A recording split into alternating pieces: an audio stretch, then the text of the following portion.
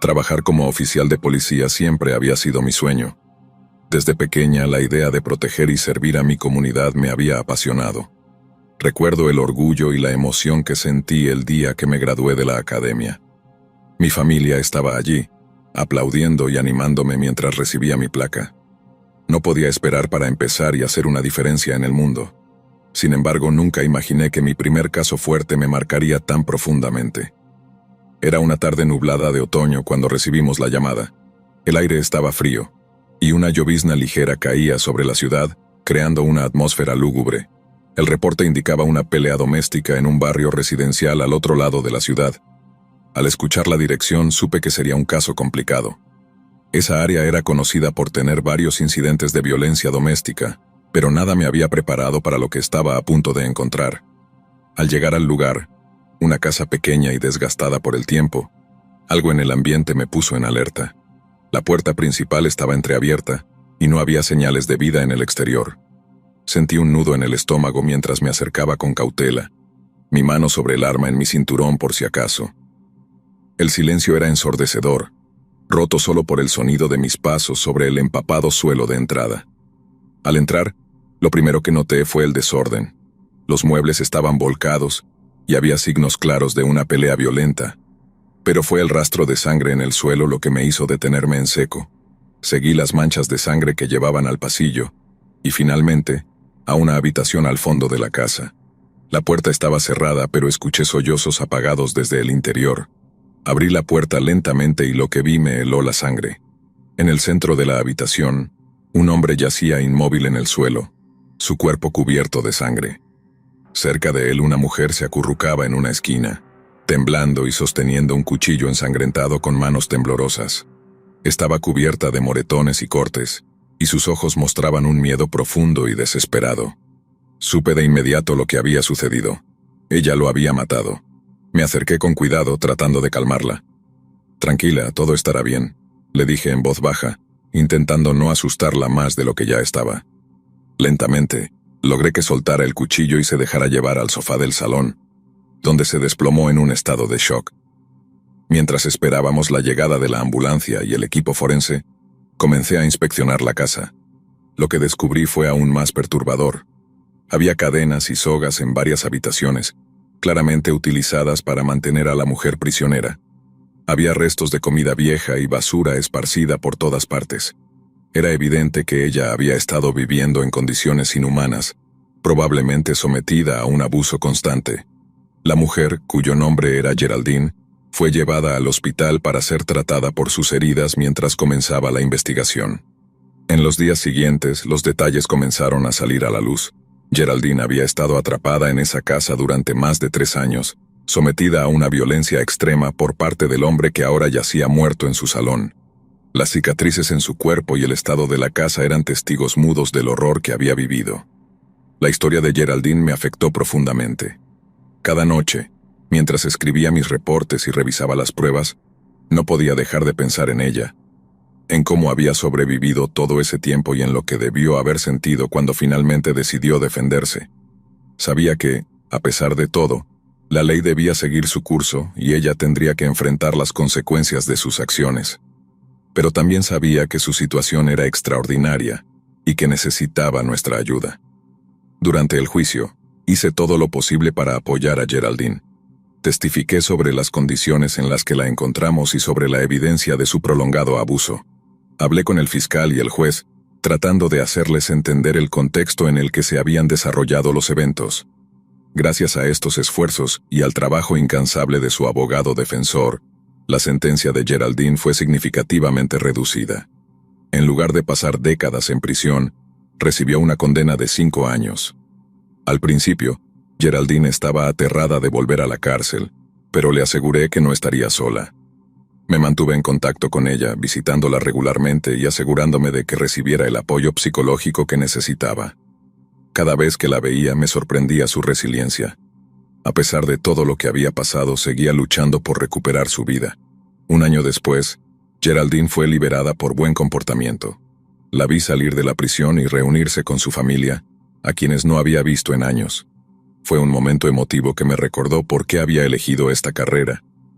Aunque no podía justificar sus acciones, entendía la desesperación que la había llevado a ese punto. El hombre que la había atormentado era un verdadero monstruo, y preferí no hablar más de él ni usar más adjetivos para describirlo.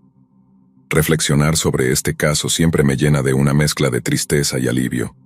Tristeza por lo que Geraldine tuvo que soportar y por el trauma que seguirá cargando, pero alivio porque al final pudo escapar de su infierno personal. Me enseñó que a veces la justicia no es blanca o negra, sino una sombra de grises en la que debemos navegar con cuidado y compasión. Este caso, más que cualquier otro, reforzó mi compromiso con mi trabajo. Me recordó la importancia de escuchar y entender a las víctimas, de ir más allá de lo superficial y buscar la verdad detrás de cada situación. A medida que continúo mi carrera, llevo conmigo las lecciones aprendidas de Geraldine y su historia, utilizando esa experiencia para ser un mejor oficial y una mejor persona. Cada vez que cierro los ojos, veo la casa en ruinas donde encontramos a Geraldine, el rostro del hombre muerto y la mirada aterrorizada de ella.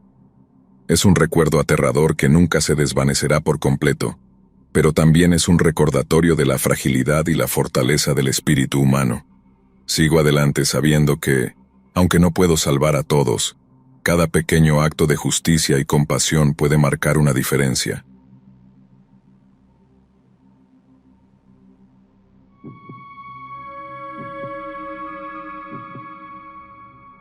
Trabajar como oficial de policía me ha llevado a enfrentar situaciones que muchos no podrían imaginar. Sin embargo, los casos que involucran a niños siempre han tenido un efecto particular en mí, despertando un lado paternal que me saca de mis cabales y me impulsa a ir más allá en mi labor. Uno de estos casos marcó mi carrera de una manera profunda e inolvidable. Era una tarde calurosa de verano cuando recibimos la llamada. El aire estaba cargado de tensión, y el sudor se pegaba a mi frente mientras escuchaba el reporte. Un niño había desaparecido y ya habían pasado más de 4 semanas sin rastro alguno.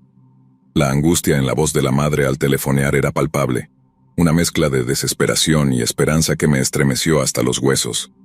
Desde el primer momento supe que este caso sería diferente a todos los anteriores. Los informes iniciales eran confusos y fragmentarios.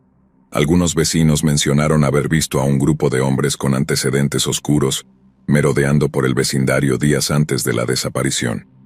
Otros hablaban de un coche sospechoso que había estado estacionado cerca de la casa del niño. Cada pista, aunque mínima, era un rayo de esperanza en la sombría realidad que enfrentábamos. Sabía que el tiempo era crucial. Cada hora que pasaba disminuía las posibilidades de encontrar a Noah con vida. La búsqueda fue intensa y desgastante, tanto física como emocionalmente. Día y noche, mi equipo y yo seguimos pistas, entrevistamos testigos y rastreamos cualquier señal que pudiera llevarnos al pequeño Noah. La ciudad se convirtió en un tablero de ajedrez donde cada movimiento podría significar la vida o la muerte del niño. Cada esquina, cada edificio abandonado, cada parque se transformó en un potencial escenario del horror. Los rostros de los padres, agotados y llenos de angustia, se convirtieron en una constante recordatorio de lo que estaba en juego. Recuerdo claramente el momento en que recibimos una pista clave. Un informante, cuya identidad se mantuvo en el anonimato, nos proporcionó la ubicación de una casa abandonada en las afueras de la ciudad. Al acercarnos, mi corazón latía con fuerza, una mezcla de adrenalina y terror. ¿Qué encontraríamos allí? ¿Llegaríamos a tiempo? Las preguntas se agolpaban en mi mente, creando una maraña de incertidumbre y determinación. Al irrumpir en la casa, el ambiente era sombrío y decadente. Las paredes estaban cubiertas de moho y el suelo crujía bajo nuestros pies, como si la casa misma susurrara historias de sufrimiento. El olor a humedad y descomposición invadía el lugar, haciendo que cada respiración fuera un acto de voluntad. Cada rincón oscuro parecía ocultar secretos macabros, y la tensión en el aire era palpable. Fue en una habitación en el sótano donde encontramos a Noah. El pequeño estaba atado a una silla, su rostro pálido y lleno de terror. Sus ojos, grandes y asustados, reflejaban el horror de las semanas pasadas en cautiverio. Los hombres que lo retenían eran verdaderos monstruos dispuestos a cometer atrocidades inimaginables. Sus miradas frías y desprovistas de humanidad me helaron la sangre. La tensión alcanzó su punto máximo cuando uno de los secuestradores, armado y desesperado, amenazó con hacerle daño al niño. Fue una confrontación que duró apenas unos segundos pero que parecieron eternos. Con una precisión y rapidez que solo la desesperación puede dar, logré desarmarlo y asegurar a Noah. Lo abracé con fuerza sintiendo su pequeño cuerpo temblar contra el mío. Sabía que lo peor había pasado, pero las cicatrices emocionales permanecerían. Mientras esperábamos a que llegara el equipo de apoyo, traté de consolar a Noah. Le dije que todo había terminado, que estaba a salvo ahora. Sus sollozos eran desgarradores, un testimonio mudo del trauma que había sufrido. Sentí una furia impotente arder dentro de mí, dirigida hacia aquellos que habían causado tanto dolor a un ser tan inocente. La investigación posterior reveló una verdad aún más oscura. El tío de Noah, alguien en quien la familia había confiado ciegamente, lo había entregado a esos hombres. Las motivaciones detrás de su traición eran confusas y perturbadoras. Algunos decían que lo hizo por dinero, otros susurraban que había razones aún más siniestras y retorcidas. Lo que quedó claro es que ese hombre estaba arrestado y recibiría el castigo que merecía. Reflexionar sobre ese caso siempre me llena de una mezcla de furia y tristeza. Furia por la traición y el daño causado a un niño inocente, y tristeza por la pérdida de inocencia que Noah tuvo que sufrir. Aunque logramos salvarlo, las marcas de ese terrible episodio nunca desaparecerán por completo.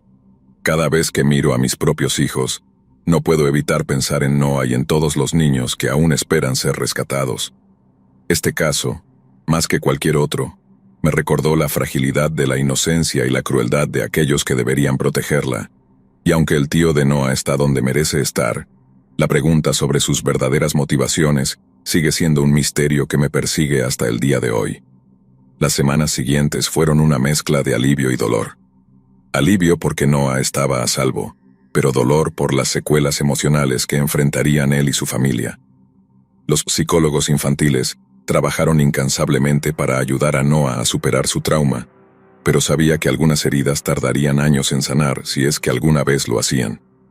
Cada visita al hospital, cada sesión de terapia, era un recordatorio de la crueldad que había presenciado.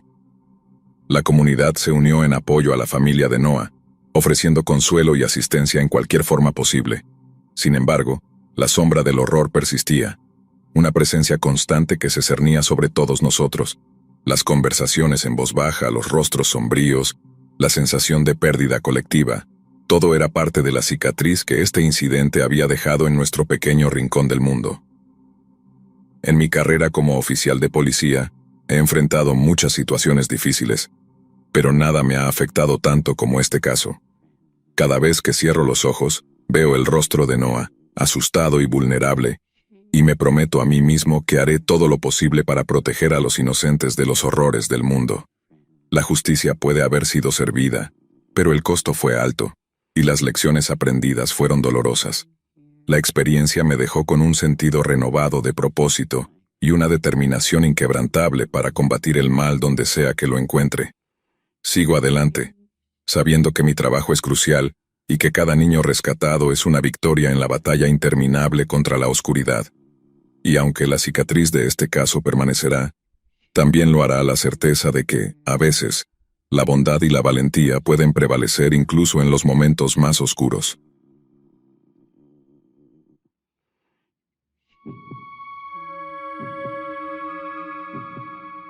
Fui oficial de libertad condicional en el estado de Utah durante 9 años, 4 meses y 18 días.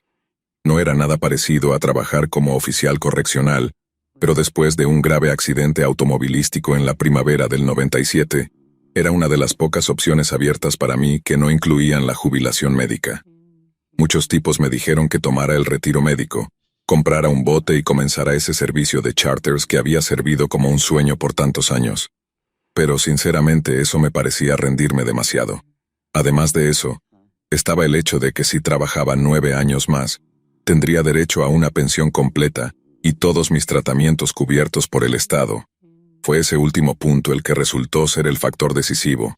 Así que en lugar de caminar hacia el atardecer con un gran cheque y una pierna lesionada, me uní al Departamento de Correcciones de Utah como oficial de libertad condicional. Trabajé con cientos, posiblemente miles, de casos antes de mi eventual jubilación, y tristemente, creo que solo tuve un puñado de historias que podrían interesarles. Ser oficial de libertad condicional no era exactamente lleno de acción, y siempre es risible cuando las películas nos presentan como esos cazadores de recompensas rudos, cuando en realidad somos en su mayoría caballos lentos, con una colección raquítica de apéndices disfuncionales, con algunas excepciones, obviamente. Creo que solo tuve 3 o 4 incidentes importantes en toda mi carrera como PO, pero los incidentes que sí experimenté fueron tan intensos, si no más, que cualquier cosa que experimenté como oficial correccional, incluyendo la vez que casi perdí la vida a manos de un hombre que, en otra vida, podría haber sido un primo o un sobrino mío, tal vez incluso un hijo. Conocí a Sean por primera vez en el parque de casas rodantes que llamaba su hogar temporal, tras su liberación de la prisión federal. El parque de casas rodantes era parte del esquema de casas de transición que estábamos manejando, debido a restricciones presupuestarias, y toda esa libertad extra significaba que solo los más prometedores de los liberados en libertad condicional podían quedarse allí. Y de todos esos prometedores liberados en libertad condicional, que terminaron llamando al parque hogar por un tiempo, juraría que Sean era el más prometedor de todos. Era un ex mecánico de vuelo de la Marina, con 2 giras en Afganistán antes de que las cosas realmente se complicaran, pero aún así la base en la que operaba fue bombardeada por cohetes y morteros insurgentes.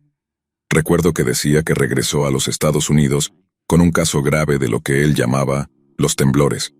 Supongo que oficialmente lo que Sean sufría se categorizaría como algún trastorno de estrés post-traumático, pero por alguna razón nunca lo llamó así.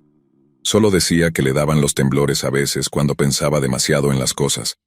Intentó todo tipo de medicación, todo tipo de terapia, pero nada funcionaba. Luego, un día, en un acto de pura desesperación autodestructiva, Sean fumó un porro de metanfetamina en una fiesta el fin de semana del Memorial Day, y descubrió que en realidad detenía sus temblores. No sé cómo algo como la metanfetamina tuvo ese efecto en él. De hecho, habría asumido que empeoraría sus temblores, pero sorprendentemente tuvo el efecto opuesto. Supongo que dijo que lo enfocaba como un láser, y reducía los temblores casi a nada. Habiendo descubierto lo que él pensaba que era la cura milagrosa para sus temblores, Sean comenzó a usar un poco de metanfetamina aquí y allá, solo cuando las cosas se ponían demasiado difíciles, decía. Luego descubrió que lo hacía sentir mejor, brillante y nuevo, como él decía, y mucho más capaz de lidiar con toda la basura de ser recién dado de baja del cuerpo de marines, sin nada que mostrar más que un cheque de indemnización glorificado. Comenzó a hacer más y más, un poco antes del trabajo y un poco después del trabajo, luego lo hacía en su tiempo libre y luego solo cuando lo deseaba. Pero esto obviamente dejó a Sean con un problema. Un día descubrió que quería fumar más metanfetamina de la que tenía dinero, pero realmente no quería ser ese adicto a las drogas depravado que gastaba sus últimos dólares en drogas. Así que, en su lugar, fue a ver a un cocinero de metanfetamina, le preguntó qué necesitaba para cocinar un lote, y luego fue robando o comprando todo en su pequeña lista de compras. Ayudó al cocinero con el lote, tomó muchas notas mentales, y luego comenzó a cocinar lo suyo solo para uso personal, manteniendo los lotes lo más pequeños posible. Pero al igual que cuando comenzó a fumar, la cantidad que cocinaba se hizo cada vez más grande hasta que finalmente no pudo ocultarlo más. La policía allanó su cocina, arrestaron a Sean y pasó los siguientes 12 años en una prisión federal. Habría pasado mucho más tiempo si no hubiera sido por su historial militar, y su comportamiento como preso era impecable. Si no fuera por eso, no habría sido liberado en libertad condicional a los 9 años de los 18 que le dio el juez. Pero también supongo que, frente al juez, mostró mucho entusiasmo por poner su vida en orden. Porque eso es seguro lo que me mostró a mí la primera vez que lo conocí en el parque de casas rodantes. Pensé que iba a ser el caso más fácil con el que había trabajado. Estaba ansioso por recuperar su vida, y cada vez que pasaba por su lugar o nos encontrábamos para desayunar tocino y huevos en un restaurante cercano, su entusiasmo parecía haber crecido aún más. Pasaron unos meses. Sean estaba bien encaminado para obtener todas las recomendaciones de liberación anticipada que necesitaba, incluida la mía, y pasé por su lugar para una reunión previamente acordada solo para descubrir que no estaba allí. Supuse que algo debía haber pasado para que faltara a una cita así. y a diferencia de otros casos en los que he trabajado, no asumí que estaba tratando de esquivarme o jugarme una mala pasada. Después de haber construido un poco de confianza, intenté llamarlo a su celular y la primera vez que la llamada pasó, pero cuando de repente y abruptamente se fue a correo de voz, comencé a tener esta sensación de hundimiento. En el mejor de los casos, llegaba tarde conduciendo de regreso al parque de casas rodantes y no quería arriesgarse a ser detenido por hablar por celular. Pero luego, la próxima vez que intenté llamarlo, fue directamente al correo de voz, sin tono de marcado, como si hubiera apagado rápidamente su celular entre llamadas. De nuevo, esa sensación de hundimiento. Me gustaba Sean. Tenía grandes esperanzas en él, así que la idea de que estropeara todo su progreso y arruinara sus posibilidades de obtener esas cartas de recomendación me hizo sentir como un padre asustado. No me fui de inmediato. Caminé de un lado a otro en la tierra frente a su casa rodante, esperando encontrar a uno de los vecinos de Sean. Había mencionado que le prestaban una de sus camionetas para ir y venir del trabajo, así que deambulé por el parque de casas rodantes, esperando poder hablar con alguien que lo conociera. Llamé a las puertas de algunas casas rodantes, no obtuve respuesta, y finalmente, en la última que visité, alguien estaba en casa. Le pregunté si conocía a Sean, y me dijo que sí. Luego, cuando pregunté dónde estaba, comenzó a decirme cosas como, ¿de quién es asunto tuyo? Le expliqué que era su oficial de libertad condicional y que no estaba en problemas, que solo quería saber dónde estaba porque estaba preocupado por él. No era como él faltar a una cita cara a cara. No estaba inventando alguna historia para que me hablara, y le agradecería mucho si pudiera hacerme el favor de decirme lo que sabía. Recuerdo que el tipo me dio esta mirada como si realmente no supiera, ¿verdad? Y luego me dijo que la madre de Sean había muerto. Lo tomó muy mal. El dueño de una de las otras casas rodantes estuvo allí bebiendo cerveza con él por un tiempo, pero Sean estaba paseando de un lado a otro haciendo llamadas telefónicas, y lo siguiente que supo fue que una camioneta se detuvo. Sean saltó en la parte trasera, y luego se fue. No lo he visto desde entonces. Le pregunté cuánto tiempo hacía de esto y mi corazón se hundió cuando el tipo dijo el martes. Así que 4 días ahora, más o menos. En 4 días, Sean podría haber estado a mitad de camino a través del país, y si había recibido una noticia tan terrible, no había forma de saber a qué recurriría para sobrellevarlo. No podía culparlo. Pero al volver a mi camioneta estaba rezando a Dios. Por favor, solo mantente con el alcohol, Sean. Mantente con el alcohol si tienes que hacerlo. Lo último que quería hacer era informarlo a mis superiores en ese momento. Si hubiera sido un tipo despreciable que fue atrapado con algunas fotos de niños en su computadora, habría venido sobre él como un toro en estampida. Pero como ya dije, Sean estaba lejos de ser un despreciable pervertido. Si me hubiera puesto duro con él por una cita perdida, especialmente cuando era debido a una muerte en la familia, no estoy seguro de haber podido mirarme al espejo por un tiempo. Y el problema era dejarlo solo por demasiado tiempo, sin mencionar en un estado de duelo. Podría no pasar una prueba de orina, y si eso pasaba, definitivamente volvería a la cárcel para cumplir el resto de la sentencia allí en lugar de hacerlo en libertad condicional. Obviamente, Sean no era mi único liberado en libertad condicional durante ese periodo, así que no podía dedicar todo mi tiempo a buscarlo. Pero durante los siguientes días seguí llamando a su celular. Seguí pasando por su casa rodante y, lo más importante, di mi número de celular al vecino con el que hablé, y le pedí que estuviera atento por mí. Unos días después, recibí una llamada en mi celular y era el vecino diciendo que acababa de ver a Sean y a unos cuantos otros entrando en su casa rodante. Le agradecí por la información, pero antes de colgar, me advirtió que no parecían ser del tipo que se levantan temprano para el servicio dominical, y que tal vez quisiera tener cuidado si estaba buscando arrestar a alguien. Definitivamente no estaba buscando hacer arrestos, ni siquiera tenía el poder para hacerlo, pero sí quería asegurarme de que estaba bien, y si estos amigos suyos querían interponerse en eso, entonces eso podría ser un problema muy grande para mí mismo. Conduje al parque de casas rodantes lo más rápido posible, esperando encontrar a Sean antes de que hiciera algo de lo que se arrepentiría. Cuando llegué, todas las cortinas de su casa rodante estaban cerradas, y la música estaba tan alta que podía escucharla mientras giraba hacia el parque y estaba retumbando desde algún tipo de sistema de sonido dentro. Solo para estar seguro, me puse el chaleco antibalas que tenía en mi maletero y luego me dirigí a la puerta principal de la casa rodante. Tuve que golpear fuerte para ser escuchado sobre el estruendo, y cuando alguien abrió la puerta, no solo no era Sean, sino que no parecían muy contentos de verme parado frente a mí. Cuando se abrió la puerta, había un tipo que parecía que su papá era pie grande y su mamá era un esqueleto. Y para él, con todas las drogas en su sistema, supongo que yo parecía el mismo diablo. Cerró la puerta de golpe e incluso sobre la música alta se le escuchó gritar: «Es la policía». Al principio encontré la reacción del tipo un poco graciosa, claro. Estaba usando un chaleco y tenía un arma en la cadera, pero no era un policía.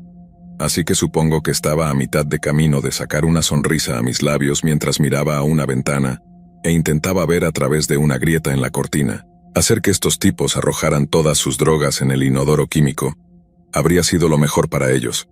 Pero el hecho era que no estaba allí en esa capacidad. Solo estaba allí para hablar con Sean. Todo lo demás era secundario, y si sabían lo comprensivo que estaba dispuesto a ser, no estoy seguro de que hubieran reaccionado tan frenéticamente en absoluto. Comencé a gritar que no era policía, que se relajaran, solo estaba allí para hablar con Sean por un minuto, pero no pareció servir de nada. Podía escuchar a la gente dentro corriendo, maldiciendo, diciendo cosas sobre que la policía estaba afuera. Repetí lo mismo de nuevo y fue entonces cuando la primera bala atravesó el revestimiento de la casa rodante. Todo sucedió tan rápido que al principio no estaba muy seguro de lo que había pasado, o tal vez sí lo estaba, y simplemente no quería pensar qué estaba ocurriendo. Me eché atrás al escuchar el sonido, pero el disparo atravesó mucho más abajo del nivel de los ojos, así que no vi el agujero de bala ni me di cuenta de lo que estaba pasando hasta que los siguientes disparos atravesaron. Recuerdo tirarme hacia atrás desde la pequeña plataforma de madera que conducía a la puerta, y luego sentir casi con certeza que me había roto algo al caer de espaldas y hombros. Creo que también me quedé sin aire por un segundo, porque hubo un momento en que estaba asustado de que me hubieran disparado. Pero después de no ver heridas de entrada en el chaleco y no ver sangre en mi camisa debajo, saqué mi arma e hice lo único que podía hacer. Vacié todo el cargador en la parte delantera de la casa rodante. No hubo tiempo para considerar las implicaciones. Solo tuve que asustarlos lo suficiente como para mantener sus cabezas abajo el tiempo suficiente para que yo pudiera volver a mi camioneta.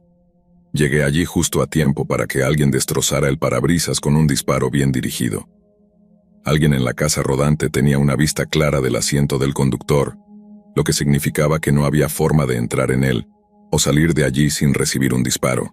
Tuve que arrastrarme por debajo y luego salir por el otro lado, tomando cobertura detrás de una de las llantas de mi camioneta. Luego recargué, marqué el 911 en mi celular y me quedé allí apuntando hacia la casa rodante, esperando que nadie saliera por la puerta persiguiéndome. Afortunadamente, alguien más había escuchado los disparos, así que los oficiales uniformados llegaron al menos un minuto o dos más rápido de lo que lo habrían hecho solo por mi llamada. Pero para cuando llegaron se dieron cuenta de lo mismo que yo había notado al mismo tiempo, que hice mi propia llamada al 911, que la casa rodante de Sean estaba en llamas. Los oficiales y yo que llegamos asumimos que todos dentro habrían salido corriendo antes de que las llamas se volvieran demasiado malas, pero desde la perspectiva de los que estaban dentro, no tenían idea de a qué se enfrentaban.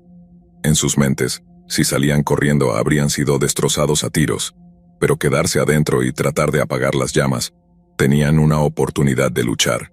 Así que, mientras los oficiales y yo comenzamos a movernos hacia la casa rodante, alguien adentro corrió una de las cortinas hacia atrás, pero la silueta que formaron, incluyendo el arma en su mano, los hizo parecer como uno de esos objetivos de entrenamiento, y para los oficiales que llegaron como mi respaldo, eran igual de fáciles de disparar. Lo que siguió fue otro tiroteo prolongado, y cuanto más disparos iban hacia la casa rodante, menos podían los de adentro apagar las llamas. El fuego creció y los disparos disminuyeron. Al final, el departamento de bomberos llegó demasiado tarde para salvar a los de adentro de morir quemados. Honestamente, no sé si alguno de ellos seguía vivo para cuando llegaron, pero para cuando las llamas se apagaron, todos adentro estaban quemados hasta quedar irreconocibles, o habían muerto por inhalación de humo, o una combinación macabra de ambos. Al forense del condado le tomó muchísimo tiempo identificar quién era quién. así como la causa exacta de la muerte de cada persona. Solo una persona murió por disparos y esa persona era Sean. El forense lo identificó a través de sus registros dentales del cuerpo de Marines, pero determinó que había muerto antes de que las llamas lo alcanzaran. No había forma de saber de quién eran las balas que lo mataron, ya fuera las mías o las de los policías que llegaron después, pero en el fondo creo que lo sé. Creo que maté a la única persona que realmente no necesitaba mi ayuda. Creo que Sean habría pasado por el duelo de la muerte de su madre, podría haberse desviado, pero creo que el fantasma de ella lo habría llevado de vuelta al buen camino de nuevo. Creo que debería haber informado esa primera cita perdida en el momento en que sucedió, y de esa manera lo habrían recogido mucho antes de que tuviera la oportunidad de vaciar mi pistola en su casa rodante. Podría haber vuelto a prisión, tal vez por muchísimo tiempo también, pero al menos seguiría vivo. Había una frase que había escuchado hace mucho tiempo que nunca tuvo mucho sentido hasta ese día. El camino al infierno, dicen, está pavimentado con buenas intenciones.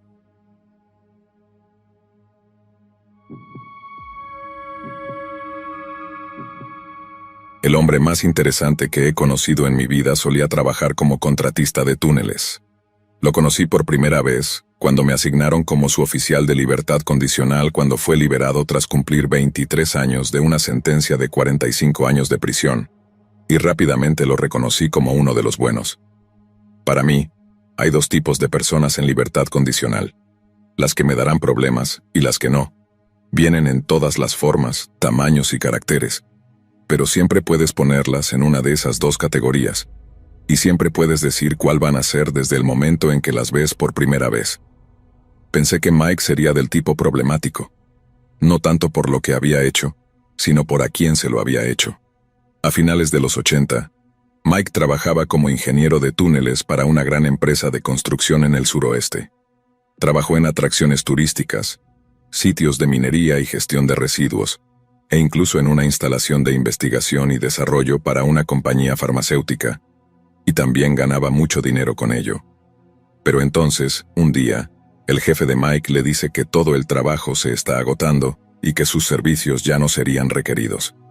Esto deja a Mike en un gran aprieto porque no solo tiene una hipoteca, pagos de tarjetas de crédito y de coche que mantener, sino que una caída de casi 7 meses en el negocio de la construcción regional significaba que no podía recibir ni siquiera una devolución de llamada de ninguna otra empresa, mucho menos una reunión con un director financiero o un contrato de trabajo viable. Mike comienza a pensar que realmente podría estar arruinado, pero justo cuando las perspectivas de impago y ejecución hipotecaria comienzan a ser inminentes, recibe una llamada de un tipo preguntándole si está disponible para hacer algún trabajo. Mike dijo que fue como un rayo de esperanza, que estaba a punto de cavar un túnel hasta China si le pagaban lo suficiente para mantener a los cobradores a raya. Pero cuanto más hablaba con el representante de su potencial nuevo empleador, más se daba cuenta de que no iba a ser como cualquier otro trabajo. Mike se ofreció a enviar su número de licencia, información del seguro y la fianza, algo que el 95% de los empleadores solicitarán antes, incluso de discutir un proyecto con un contratista potencial. Pero al tipo que llamaban no parecía interesarle. Luego, de una manera que habría sido espeluznante si no estuviera ofreciendo trabajo de una manera tan amigable, el tipo que llamaba le dijo a Mike que estaban familiarizados con su trabajo y que habían hecho su debida diligencia y estaban listos para ofrecerle el trabajo una vez que firmara un acuerdo de confidencialidad. En todos los años que Mike había estado cavando y haciendo explotar túneles, nadie le había pedido nunca que firmara algo parecido a un acuerdo de confidencialidad o de no divulgación, así que desde el principio supo que este trabajo en particular iba a ser diferente. Pero cuando escuchó cuál iba a ser la tasa de pago, casi se atraganta con el aire. Lo máximo que había ganado por un solo día de trabajo era unos $800, lo cual, como cualquier contratista te dirá, es una cantidad sólida especialmente durante los primeros 5 a 10 años de comercio. Pero el trabajo que le ofrecía el tipo, que no parecía importarle si era legítimo o no, era de $2,000 en efectivo al final de cada día. Mike dijo que era como un beso en la mejilla por un lado y una bofetada en la cara por el otro. $2,000 al día era buen dinero, pero en efectivo cada día era demasiado bueno para ser verdad. Pero al mismo tiempo, Mike no estaba en posición de rechazar ese tipo de dinero. Así que en lugar de negarse rotundamente, pensó en seguir adelante, ver de qué se trataba el trabajo, y luego tomar una decisión definitiva en una fecha posterior. Unos días después el tipo lo llama y le dice que conduzca hasta el estacionamiento de un restaurante cerca de Columbus, Nuevo México, pero que llegue allí a las 10 de la noche. Mike llega cuando se supone que debe hacerlo, pensando que el trabajo iba a ser en el restaurante, pero en su lugar, llega para encontrar a todo un grupo de tipos de pie en el frío, y cuando sale de su coche e identifica, alguien con un aire de autoridad le dice que espere con los demás. Algún tiempo después, un largo autobús estilo Greyhound llega, y Mike correctamente asume que viajarán al sitio de trabajo, pero lo que no esperaba era que a todos les dieran su propia venda para los ojos. Obviamente esto pone a todos bastante nerviosos, pero les recuerdan la paga y que pueden irse en cualquier momento que deseen. La única condición es que usen las vendas para los ojos cuando viajen hacia y desde el sitio de trabajo. Mike dijo que un par de tipos realmente regresaron a sus coches y se marcharon, lo cual en toda justicia es exactamente lo que él también debería haber hecho. Pero como ya hemos cubierto, tenía su plan establecido, así que subió al autobús. Se puso la venda para los ojos y luego esperó a que le dijeran que se la quitara. Mike dijo que el autobús debió viajar por una autopista por un tiempo, porque el viaje fue bastante suave, pero luego todo cambió cuando giraron por lo que obviamente era algún tipo de camino lateral o de tierra. El viaje continuó por un rato, y luego el autobús se detuvo, pero en lugar de permitirles quitarse las vendas, Mike y compañía fueron bajados del autobús aún con los ojos vendados, y luego caminaron hasta algún gran edificio, antes de que les permitieran despojarse de las vendas. Mike dijo que el interior parecía un almacén que había sido desmantelado de estanterías antes de que todos los paneles del piso hubieran sido arrancados. Alguien ya había comenzado a trabajar cavando un hoyo bastante profundo. Solo tenían que esperar a que llegaran los ingenieros antes de realmente abrir el túnel. Mike dijo que aparte de la naturaleza realmente secreta de todo, era una operación muy profesional. Quien quería el túnel excavado tenía todos los materiales y maquinaria adecuados.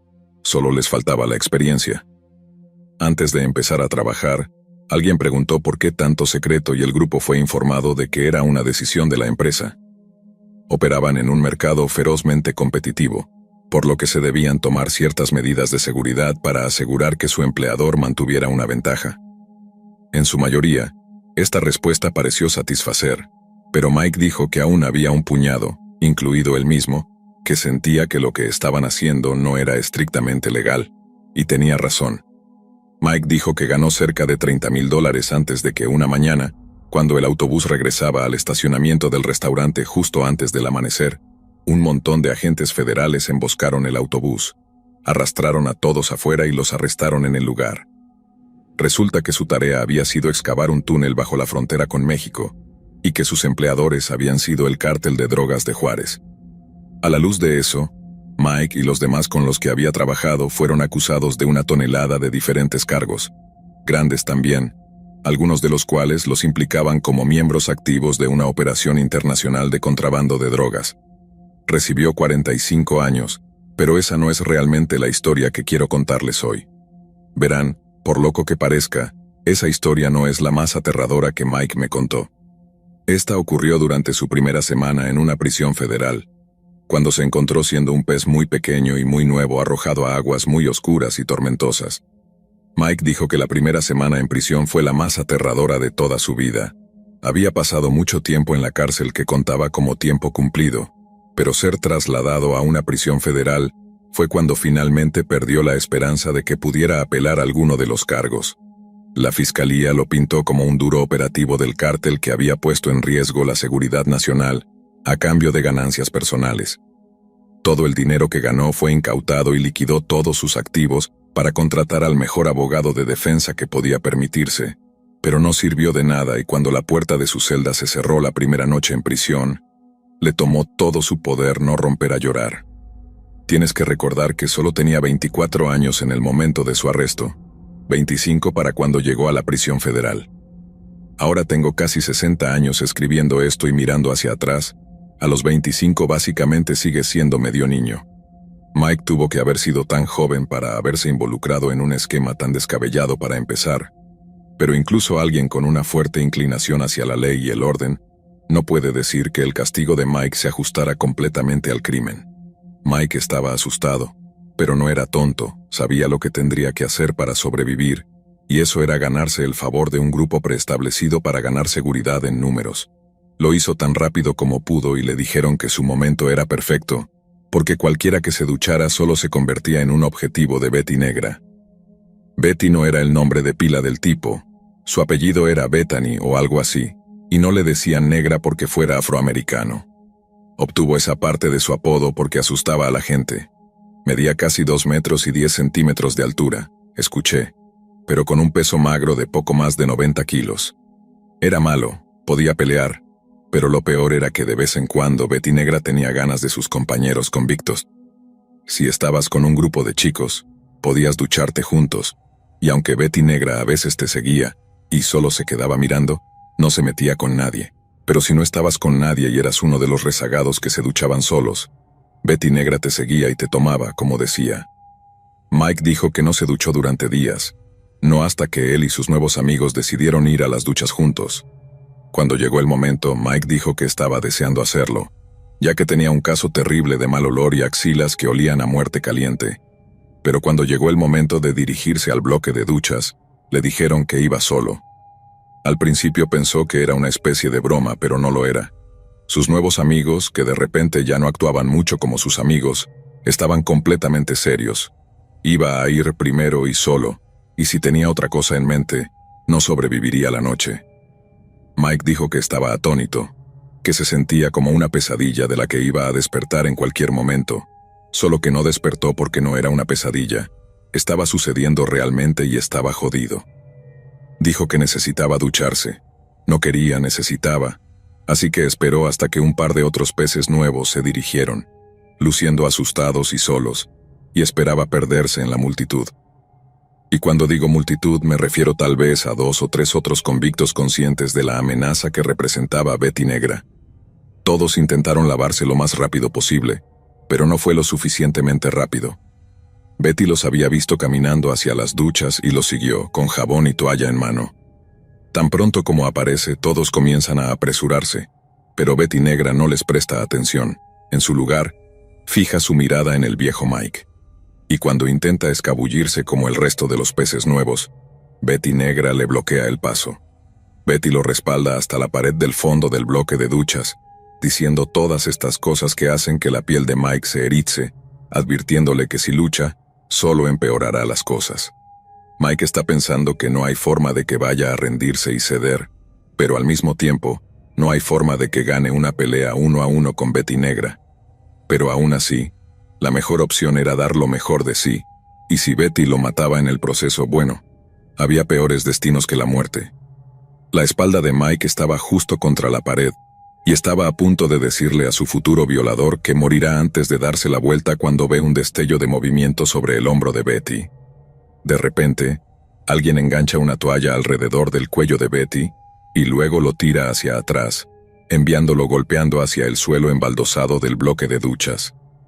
El impacto abrió la cabeza de Betty, y mientras sus ojos aún rodaban en sus cuencas, los tipos que habían ordenado a Mike que se duchara, solo aparecieron y llenaron a Betty Negra de tantos agujeros que parecía una esponja de sangre para cuando terminaron.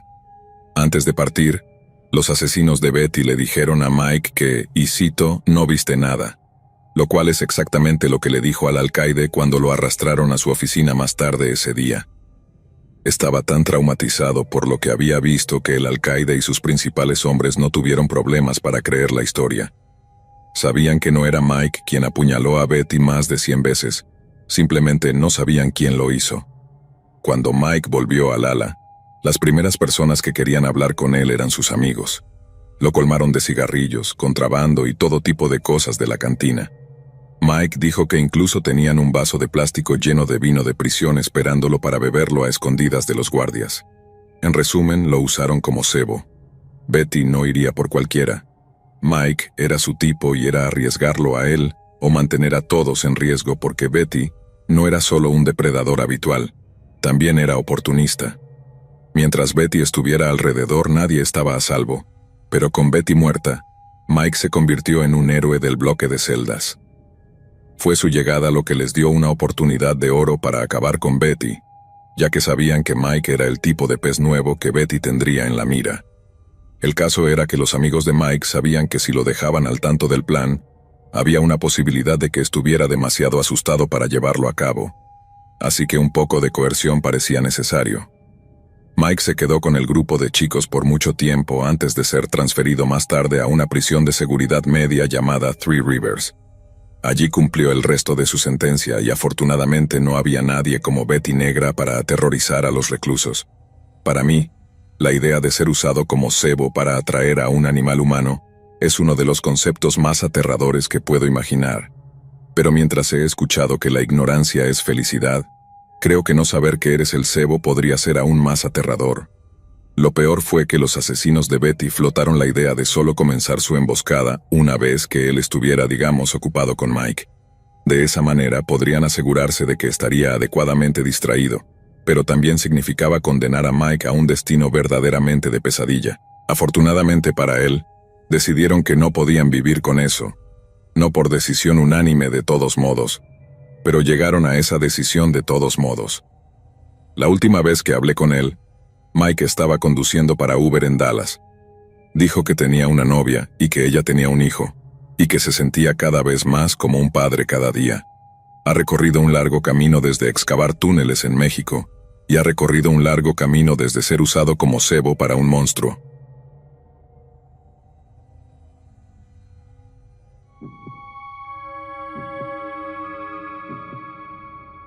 Seré completamente honesto contigo. No tenía ni idea de qué quería hacer con mi vida cuando me inscribí en la universidad. Siempre me había interesado el crimen y los dramas policiales, así que tenía la sensación de que terminaría haciendo algo relacionado con la justicia penal. Simplemente no estaba exactamente seguro de qué sería. Mi mamá soñaba con que fuera abogado aquí en el Reino Unido, pero no creía tener la inteligencia necesaria para ese tipo de cosas. Tampoco me atraía nada demasiado morboso, lo que me ponía en desacuerdo con casi todos los demás en mi curso. La mayoría de ellos querían entrar en forense o C, que es donde vas para ser detective de homicidios o unirte al escuadrón antidrogas. Por otro lado, sentía que quería hacer algo un poco más analítico, algo impactante pero más detrás de escena. Sé que eso me hace parecer un pequeño idiota quisquilloso y no te culparía por pensar eso. Sin embargo, si puedo hacer una pequeña corrección, creo que era más bien un pequeño idiota indeciso. Pero unos pocos años de estudio me ayudaron a verlo. Cuanto más estudiaba, más me acercaba a una especie de epifanía. Estadísticamente, solo una pequeña porción de la población comete delitos, generalmente menos del 10% de la población total del país. Luego, con ciertos delitos, esa estadística es aún más pequeña. Por ejemplo, con el hurto en tiendas, solo alrededor del 0.2% de la población británica representa todos los incidentes de hurto en tiendas. Eso es solo alrededor de 100.000 personas de una población de casi 70 millones. Mi punto es que parecía que la mejor manera de reducir ciertos tipos de delitos era enfocarse en prevenir la reincidencia, en lugar de imponer sentencias más duras por dicha reincidencia, que inevitablemente harían que una persona se hundiera más en la criminalidad. Una vez que me decidí por eso, mi camino profesional, que siempre había sido escurridizo, se iluminó frente a mí y di mi primer paso en el camino para convertirme en oficial de libertad condicional. Voluntarié en la organización Prison Advice and Care Trust cuando estaba en mi tercer año, una organización que brinda servicios de apoyo a los presos recién liberados. Honestamente, lo hice solo para tener una idea de cómo sería trabajar con expresos, ya que aún tenía algunas dudas persistentes sobre si sería bueno en ello. Pero cuando llegó el momento de postularme para el programa de oficial de libertad condicional en formación después de graduarme de la universidad, el Ministerio de Justicia prácticamente me arrancó el brazo debido a esa experiencia previa. Pasé 6 meses asistiendo a una unidad de desarrollo de aprendizaje cercana, donde me enseñaron los trucos del oficio.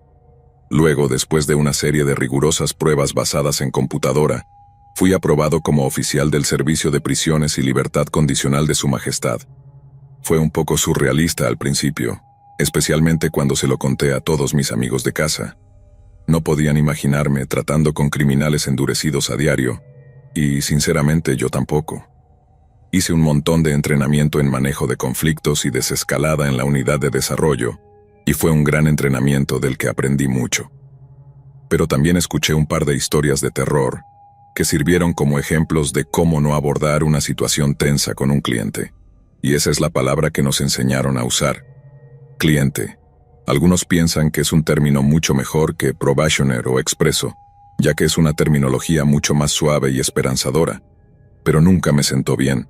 Cliente hace que parezca que les estamos haciendo un favor cuando en realidad creo que el hecho de que se enderecen es el mayor favor que nos pueden hacer a nosotros.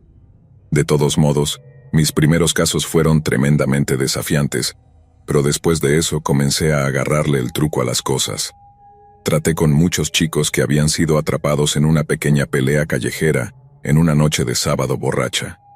No eran criminales endurecidos, y lo último que querían era volver a la prisión, por lo que conseguirles un trabajo y hacer que se apegaran a las rutinas que habíamos establecido fue fácil.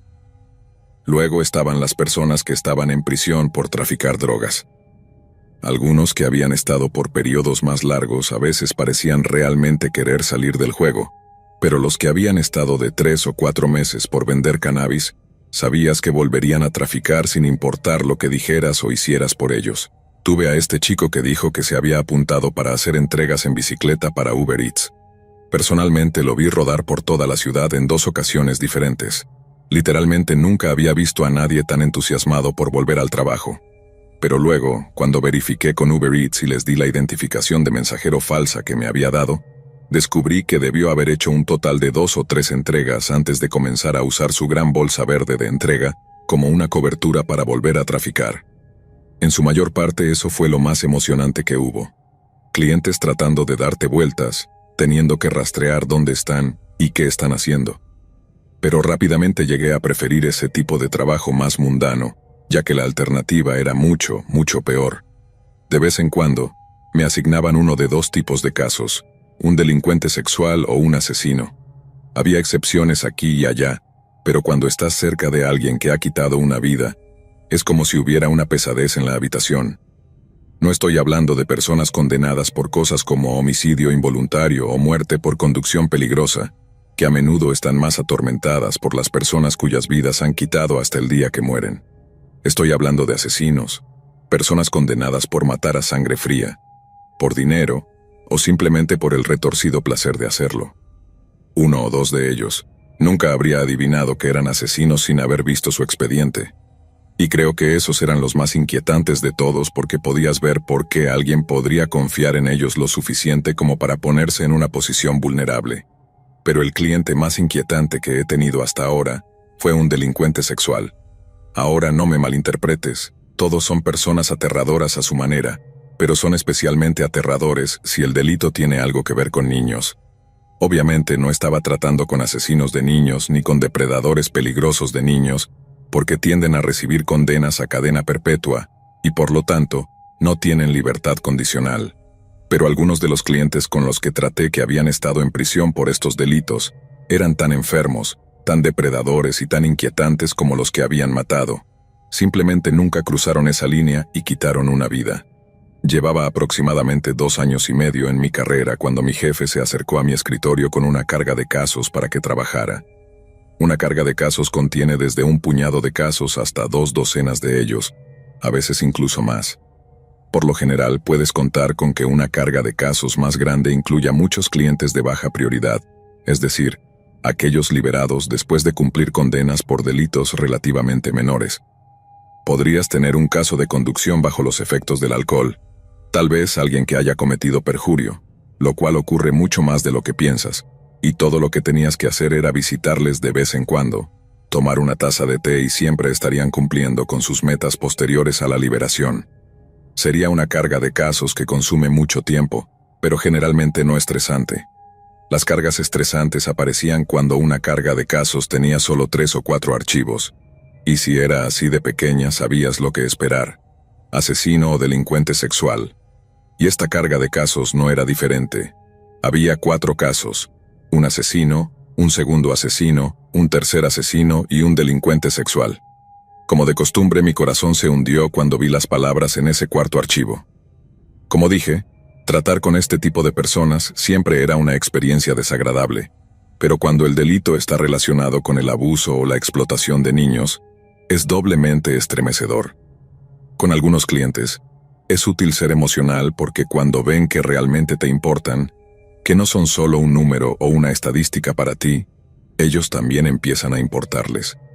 Pero cada vez que entraba en una habitación con un delincuente sexual condenado, tenía que dejar mis emociones en la puerta. No es exactamente un acto inconsciente. En el pasado, he tenido que fingir activamente que la persona frente a mí no era diferente de cualquier otro cliente. No hacía referencia a lo que habían hecho. Me enfocaba completamente en su futuro y mantenía lo que fuera que hubieran sido condenados fuera de mi mente. Porque si incluso por un pequeño segundo te recuerdas a ti mismo que acosaron a un niño, simplemente no puedes hacer tu trabajo. Y es el proceso de desconectar mis emociones lo que encontré repitiendo una mañana en mi primera visita al delincuente que me habían asignado.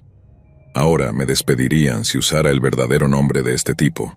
Así que solo lo llamaré Jimmy porque, por repulsivo que sea, este tipo tenía una vibra extrañamente similar a Jimmy Savile. No tenía el pelo, ni las cadenas, ni el chándal, nada de eso, pero tenía esta actitud de seamos amigos, junto con este aire de arrogancia, como si hubiera olvidado de dónde acababa de salir y por qué. Tenía alrededor de 50 años, y parecía relativamente inofensivo a primera vista. Pero una vez que sabías de qué había sido condenado, te dabas cuenta de cuán peligroso realmente era. Cuando estaba en sus 20 años, Jimmy había estado trabajando para una empresa de pintura y decoración y conducía una pequeña furgoneta de 3 ruedas de un trabajo a otro. Un día, ve a una niña de 11 años jugando en la calle con sus amigos después de la escuela. La llama y comienza a ofrecerle enseñarle a fumar. Algo salvaje de hacer en esta época, pero eran los 70s en ese entonces, así que era una época muy diferente. De todos modos, la niña dice que sí a la oferta de aprender a fumar porque, nuevamente, era una época diferente, pero tiene miedo de que su mamá la vea. Jimmy entonces la mete en su furgoneta y la lleva a un lugar apartado, pero luego no intenta enseñarle a fumar. En su lugar, intenta enseñarle a hacer otra cosa. Cuando la niña se negó, Jimmy la ató, la golpeó hasta dejarla negra y azul, y luego la echó de su furgoneta y se fue. La niña caminó 3 kilómetros de vuelta a la ciudad, aún con las ataduras en las muñecas, y fue directamente a la estación de policía más cercana para presentar un informe. Jimmy fue condenado por el testimonio de la niña, sus amigos, y un transeúnte que había dicho que había escuchado a una niña llorar en la furgoneta estacionada. Pero no pensó nada de eso hasta que la policía hizo un llamado para obtener información. Eso, junto con un tesoro de imágenes indecentes encontradas en su apartamento, le valió a Jimmy casi 50 años en prisión por cada delito separado, y salió después de 35. Mi primera reunión con él fue como cualquier otra. Una introducción básica a mí mismo y al esquema de libertad condicional. Y luego un esquema aproximado de lo que se esperaría de él en los próximos meses. Obviamente los clientes a veces tienen restricciones para ir a ciertos lugares, y en el caso de Jimmy, tenía prohibido estar en cualquier lugar donde hubiera niños. Pero luego, el servicio de libertad condicional toma muy en serio un enfoque de manos ocupadas o manos felices para la rehabilitación, y la forma de evitar que una persona se sienta tentada a ir a ciertos lugares es asegurarse de que tengan pasatiempos. Sé que suena ridículo dar a este tipo un rompecabezas y dejará de querer tocar a los niños, pero han hecho estudios al respecto, y si mantienes ocupadas a estas personas, si puedes cansarlas mental o físicamente por completo, el riesgo de reincidencia a corto y largo plazo disminuye en un 50%, lo cual en nuestro trabajo es un número significativo. Así que en la primera visita, cuando se trató de cubrir brevemente todo el tema de los pasatiempos, Jimmy mencionó que había comenzado a dibujar en la prisión y que había continuado haciéndolo después de ser liberado, ya que eso mantenía su mente en orden, como él decía. Entonces le pregunté si tenía algún dibujo para mostrarme y me dijo que sí. Muchos clientes fingen tener un pasatiempo o que han comenzado a correr o cualquier cantidad de cosas, pero cuando les preguntas al respecto, aún no han comprado las zapatillas o aún no se han inscrito en XYZ porque han estado tan ocupados después de la liberación. Pero luego, Jimmy se levantó, caminó hasta la pequeña mesa de café en su sala de estar, y luego volvió con un cuaderno de bocetos de cosas en las que había estado trabajando. Abrió el cuaderno y de inmediato me sorprendió lo increíblemente bueno que era. Había todos estos caballos, dibujados de manera impresionante también, en todo tipo de poses diferentes. Le pregunté a Jimmy si le gustaban los caballos y me dijo que no realmente, que solo eran lo más difícil de dibujar. Dibuja un caballo y podrás dibujar un humano sin problemas, mencionó. Mencionó algunas otras cosas sobre la forma y la curvatura, pero en ese momento no estaba realmente escuchando. Estaba completamente asombrado por lo buenos que eran sus dibujos, pero luego, considerando que había estado practicando durante casi 2 décadas, era exactamente tan bueno como debería haber sido. Aún así estaba muy impresionado, y si ya tenía un pasatiempo, eso facilitaba mucho mi trabajo, ya que podía usar el dibujo como prueba de sus actividades extracurriculares. También me dio una gran tranquilidad, porque los delincuentes tienen una tasa de reincidencia que ronda el 15%, dependiendo de los estudios que leas, y eso siempre está en el fondo de tu mente cuando tratas con ellos. Podrían ser tus acciones u observaciones las que los envíen de vuelta a la prisión antes de que tengan la oportunidad de reincidir. Pero, obviamente, eso es una enorme cantidad de presión. Si un ladrón reincide y la compañía de Ginebra de Gordon pierde 10 libras, que un niño sea tocado o que el delincuente reincida y la víctima lo lidie por años, posiblemente por el resto de su vida. Mantuve un ojo cercano en Jimmy, y aunque no diré dónde, logré que volviera al trabajo. Todo parecía ir bien y por un tiempo estuve medio convencido de que realmente quería llevar una vida recta y estrecha. Pero al mismo tiempo había otras cosas que me hacían sospechar que no había cambiado completamente. Parecía esforzarse demasiado para convencerme de que estaba listo para llevar una vida normal, y luego, cada vez que algo en nuestras discusiones no iba a su manera, era como si vieras caer su falsa actitud alegre por un segundo y vieras al verdadero Jimmy debajo. Fue esa duplicidad la que me hizo querer mantener un ojo más cercano en él, y en situaciones como esa, el diablo puede estar literalmente en los detalles. Por ejemplo, la casa de rehabilitación en la que colocamos a Jimmy estaba en este gran edificio de estilo georgiano, y cada una de las habitaciones tenía estas ventanas de piso a techo.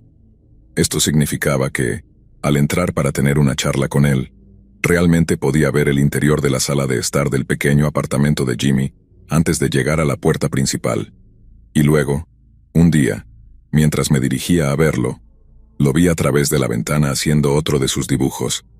Pero luego, en lugar de un libro con una portada gris como el que me mostró durante la primera visita, pude ver claramente que el libro en el que estaba dibujando tenía una especie de portada rosada. Creo que si hubiera sido de cualquier otro color podría haberlo pasado por alto, pero el tono distintivo justo llamó mi atención. Una vez adentro, fue negocio habitual sin emociones, pero luego, justo cuando me iba, le pregunté: «¿Te has cambiado a un nuevo cuaderno de bocetos, Pero en lugar de mostrarme su último trabajo, me dio esa mirada confundida y luego me dijo: «No, todavía estoy trabajando en el mismo». Le dije que estaba bastante seguro de que lo había visto dibujando en un cuaderno de bocetos rosado mientras entraba, pero con la misma expresión desconcertada, Jimmy afirmó no tener idea de lo que estaba hablando. Sabía que había estado dibujando en un cuaderno de bocetos de color diferente. No había manera de que estuviera equivocado. Así que le recordé que ocultar cosas o participar en cualquier tipo de duplicidad, en absoluto, era una muy mala señal para alguien en su posición. Él adoptó esa actitud de «seamos amigos nuevamente», y luego me invitó a registrar el apartamento en busca de cualquier señal de ese inexistente cuaderno rosado. No acepté su farol, no de inmediato. Si estaba lo suficientemente seguro como para invitarme a registrar su apartamento, entonces probablemente tenía un lugar de escondite muy efectivo, y aunque no tenía ni idea de lo que había en él, sabía en ese momento que tenía que encontrarlo. Como dije antes, si un cliente muestra cualquier tipo de comportamiento engañoso, puede decir mucho. En el caso de ese repartidor de Uber Eats que traficaba cannabis, las consecuencias pueden ser mínimas, pero en el caso de alguien como Jimmy, la incompetencia por parte de un oficial de libertad condicional puede significar un desastre para un miembro inocente del público. El único problema era que no podía ir relanzando acusaciones a diestra y siniestra. Digamos que fui a mis jefes y les dije: «Sospecho que un cliente está haciendo algo engañoso, así que necesito que los oficiales registren su apartamento para encontrar un cuaderno que ni siquiera estoy seguro de que aún esté allí». Si luego la policía no encontraba el libro, podría perder mi trabajo. No estoy diciendo que quiero vivir en un mundo donde los presos y expresos no tengan derechos y se les niegue la oportunidad de enderezar sus vidas. Respeto el hecho de que necesitaba evidencia de mis sospechas, pero a veces, cerrar la brecha entre la sospecha y la acusación puede ser muy frustrante, especialmente cuando se trata de alguien tan astutamente engañoso como Jimmy. Tomó alrededor de 6 o 7 semanas antes de que pudiera atraparlo dibujando en ese pequeño libro rosado nuevamente. Estaba en mi coche, con binoculares en mano, lo que, por cierto, fue la única vez que realmente me sentí como el detective de abrigo que siempre soñé y leí cuando era niño. Luego, una vez que estuve satisfecho de que estaba usando su pequeño libro rosado, le di una llamada rápida en mi móvil mientras seguía observándolo. En realidad, Jimmy saltó cuando escuchó sonar su teléfono, y cuando contestó, lo vi hacer esa transformación de hombre lobo al revés, pasando de estar asustado y malhumorado a saludarme como a un amigo perdido hace mucho tiempo. Le dije que había sido un verdadero tonto y que había confundido mi agenda, reservando 2 reuniones para el mismo día. Seguí diciendo, en la manera más amable posible, si podía pasar a verlo, tal vez en los próximos 5 minutos o así porque estaba a la vuelta de la esquina. Jimmy dijo, claro, no hay problema. Y luego terminamos la llamada. Entonces lo vi cerrar el libro rosado, levantarlo y caminar hacia una esquina de su apartamento antes de agacharse. La próxima vez que lo vi, no tenía el libro rosado en la mano. Dondequiera que lo estuviera escondiendo, estaba en esa esquina particular a la que acababa de ir corriendo antes de aparecer con las manos vacías. Tenía sentido que no pudiera esconder el libro en su baño, ya que la humedad probablemente arruinaría las páginas o algo así, por lo que tenía que estar en su sala de estar en algún lugar, y tenía que estar bastante bajo. La próxima vez que Jimmy estaba en el trabajo, pedí la ayuda de 2 oficiales de apoyo comunitario para registrar su apartamento, indicándoles que prestaran especial atención a esa esquina en particular de la habitación.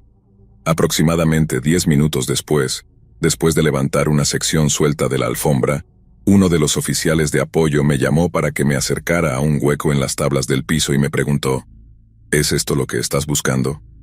Era el pequeño libro rosado. En cierto modo estaba realmente emocionado por ver lo que había en él. Muchos criminales intentan restablecer conexiones cuando salen de prisión, por lo que había una pequeña posibilidad de que hubiera detalles de otros depredadores activos en ese libro, lo que me ganaría un enorme reconocimiento si lo entregaba a mis jefes. Pero, siendo honesto, nada podría haberme preparado para lo que había en ese libro. Aproximadamente 1/3 de él estaba lleno de dibujos increíblemente detallados de niños en edad escolar, todos atados y amordazados por varios medios y en varias posiciones. Al igual que los caballos que Jimmy dibujaba, las imágenes de los niños eran sorprendentemente detalladas y realistas. Sus pequeños rostros estaban torcidos por el dolor o el miedo, o miraban a su creador con ojos grandes y asustados. Pero a diferencia de los dibujos de caballos que eran tan inesperadamente impresionantes que casi rayaban en lo inspirador, estos dibujos me hicieron sentir enfermo hasta el estómago. Era como si estuviera sosteniendo una pieza de material radiactivo o algo así.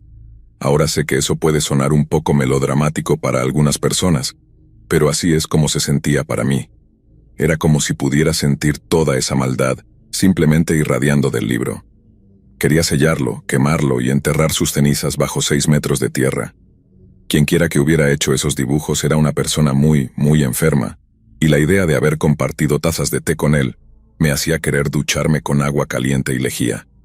Solo pude ver bien unos 2 o 3 de los dibujos antes de cerrar el libro de golpe. Mi corazón latía con fuerza mientras pedía a los oficiales de apoyo que se quedaran un rato. Luego llamé a mi jefe para informarle lo que habíamos encontrado. Ver esos dibujos fue probablemente uno de los momentos más oscuros de toda mi vida, pero luego, saber que había asegurado mi evidencia fue uno de los mejores momentos, y vino con una oleada de adrenalina a juego. En menos de 1 hora los oficiales uniformados fueron enviados al lugar de trabajo de Jimmy y fue arrestado.